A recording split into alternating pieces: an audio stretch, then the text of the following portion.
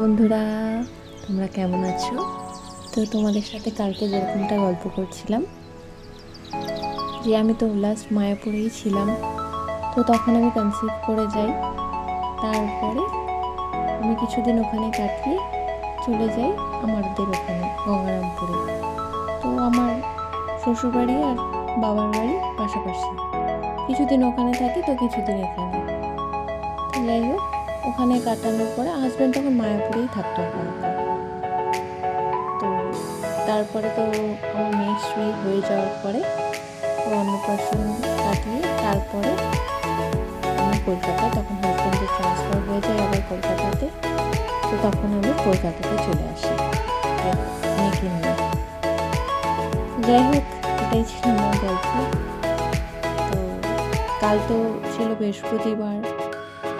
তো হাজব্যান্ডের সকাল থেকে উঠে হাজব্যান্ডের জন্য লাঞ্চ তৈরি করে নিলাম, মানে আমাদের সবার জন্য, শুধু মেয়ের বাদে। মেয়েটা আমি পরেই করি আলাদা করে। তো তৈরি করে নিয়ে ও লাঞ্চটা প্যাক করে দিয়ে মেয়েদিকে ওকে টিফিন খেতে দিয়ে আমি থাকতে থাকতে স্নান করে নিলাম। তো স্নান সেরে এসে পুজো করলাম। আমি সেরকম বলতে মায়াপুরে যেহেতু প্রথমে থেকে ছিলাম, তো তাই ওখান থেকে আমি বেশি কিছু নেইনি। ঠাকুর এই রাধাকৃষ্ণ ঠাকুরই পেতেছিলাম। তার যেহেতু শ্বশুর বাড়িতে সবই আছে, সব ঠাকুরই আছে, তো সব জায়গায় তো, আর এখানে যেহেতু আমরা বললামই তো শুধু পাখির মতো উড়ে বেড়াচ্ছি, তাই একটাই ঠাকুর নিয়ে আমি পুজো করি। ব্যাস ফুল মিষ্টি দিয়ে ওনাকে পুজো করলাম। তারপরে হাজব্যান্ড চলে গেল। তারপরে তো আমি বিছানা পরিষ্কার করে নিয়ে এদিকে মেয়ে ছিল পাশে, তারপরে ওকে খাইয়ে দিয়ে তারপরে ওকে বিছানায় বসিয়ে ও খেলছিল। আর আমি এদিকে কালকে সব ধোয়া জামা কাপড় জমানো ছিল, ওগুলো ভাঁজ করছিলাম। যেহেতু সারাদিন ওকে দেখতে হয়, একটু সময় পাইনি। তো তার মাঝখানে আবার মেয়েকে দেখছে যে মা কী করছে ক্যামেরা ফোনের মধ্যে। যাই হোক, তারপরে ওর সাথে বসে খেলতে খেলতে ওকে স্নান টান করিয়ে নিয়ে তারপরে ওকে লাঞ্চ করে দিলাম। খেয়ে নিলে খেয়ে ওকে ঘুম পাড়িয়ে দিলাম, যেহেতু অনেক সকালে উঠেও। তারপরে ঘুম পাড়িয়ে দিয়ে আমি নিজের লাঞ্চটা সেরে নিলাম।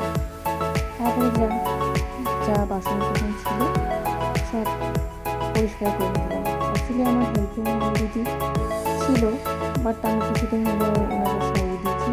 অ্যাকচুয়ালি অসুবিধা হচ্ছিল তাই।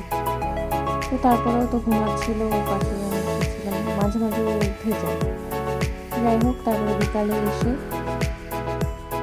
ও ঘুমাচ্ছিল। তারপরে বিকেলবেলা আমি একটু বাসনগুলো জায়গা মতো রেখে দিলাম। তো দিয়ে তারপরে তো ওর টিফিন বানানো। টিফিন বলতে ওকে আমি কখনো সুজি খাওয়াই, কখনো শুধু কলাই খাই দিই। মাঝখানে বললাম ওর শরীরটা খারাপ ছিল, তো ওসব দুধের জিনিস ডাক্তার না করেছিল বারণ।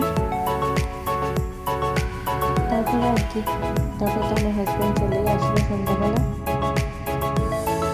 আসার পরে ওর সাথে খেলছিল। আমরা লাঞ্চ করে নিয়ে এদিকে আমি একটু স্কিন কেয়ার করে নিলাম রাতে করে নিই।